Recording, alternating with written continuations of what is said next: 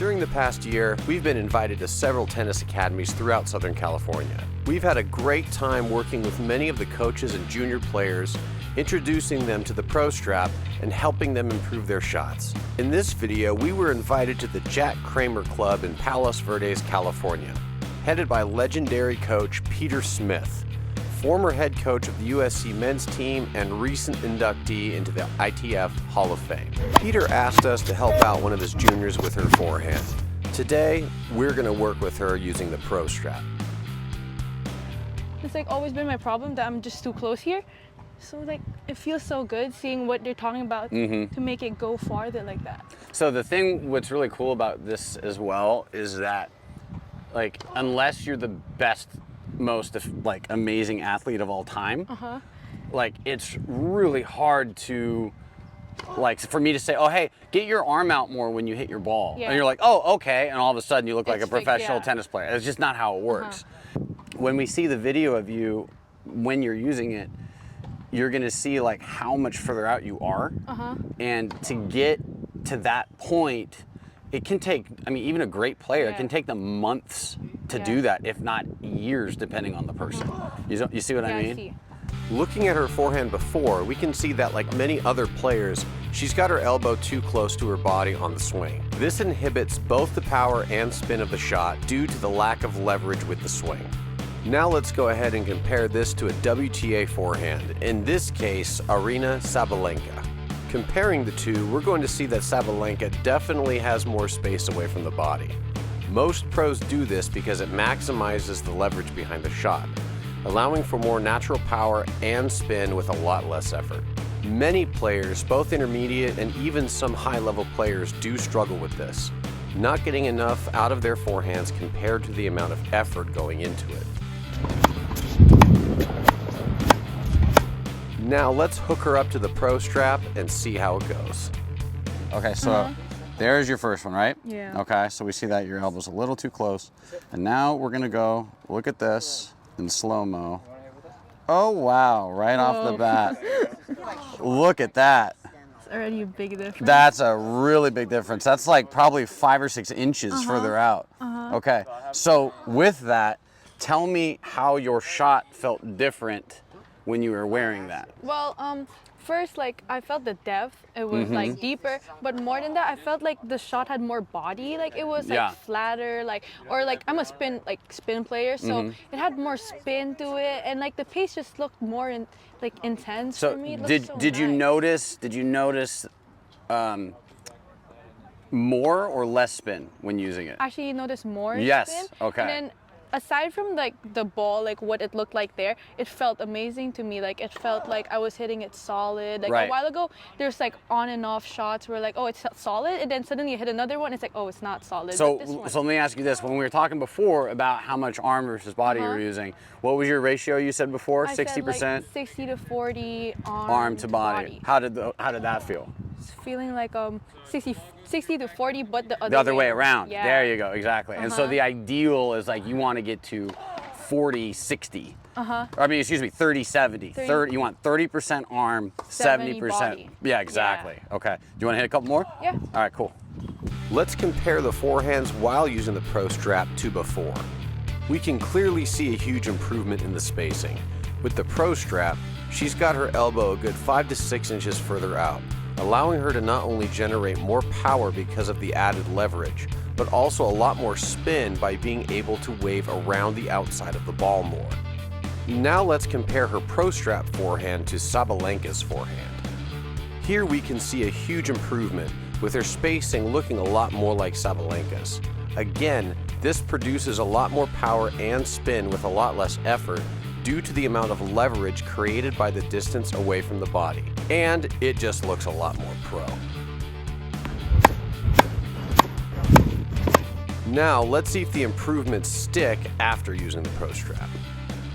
We saw you in the before. Before, yeah. We saw you during, and now here's going to be after. Uh-huh. Okay, so let's see. I remember the second one I really, really liked, so we're going to skip up to that. So we're going to see how your forehand looks after taking it off and see if it kind of stuck. Oh, boom. Let's check that out. Yeah. Right there. See how much more space that is? Uh-huh. So we look at the before and after, that's a lot. That's a lot. That's a lot. That's yeah. a lot. And so what that's going to do is give you a lot of easy power with very little effort. Yeah. So what I like to say is think of it as you've got two players that are both good players. They're both fit, so neither one of them is going to get tired. Yeah. They both hit the same speed and they both hit the same amount of spin, so they're very, very equal. However, player A, it takes 10% more effort to strike that same ball as player B. Yeah. Who's going to win that match and why? Player B, because like it takes. I mean, they're both strong, right? But the effort, it's like you can last longer compared to player A. So. But they're not going to get tired. Yeah. You're right. But how are they going to last longer? I think it's more on just like the ball depth and everything. Consistency. Consistency. That's what it is. So it takes them both. They both hit the same ball, but it takes player A 10% more effort. Yeah. Player A is going to miss the ball. Let's say their shot tolerance is like 7 shots. Player B, what's their shot tolerance? Probably like around 9. Exactly. 10, so if they can make 2 extra balls per rally, then, they're going to win. You see what I mean? And you know who's the epitome of that? Who? Djokovic. Yeah. Absolutely. But yeah, using that thing, you're going to definitely see a difference of effort level as to how well you hit your ball and how much effort you put into your ball and what comes out of it. Yeah. Make sense? Very cool. All right. Good job. Thank you. You're welcome. Let's look at her before and after using the Prostrap. In the before clip, we can see that her elbow is so close that it's almost touching her hip, causing her arm to do a lot more of the work to create the power as opposed to her body. In the after clip, we can see that she's maintained the space after using the Prostrap, moving her elbow a good 5 to 6 inches away from her body. Doing this helped her to not only generate more power much more easily, but also a lot more spin. And again, comparing it to Sabalenka's forehand, she maintained the space, making her swing look a lot more like a WTA forehand. This is how you hit like a pro. And now the moment you've all been waiting for, we're going to talk to legendary coach, ITF Hall of Famer, and all-around cool guy, Peter Smith. From 2003 to 2019, Peter Smith was the head coach of the men's tennis team at USC, where he coached many great players and led the team to 5 national championships. What's up, everybody? This is Austin with Prostrap. I'm here with Coach Peter Smith at the Jack Kramer Club. Awesome. Great to be here.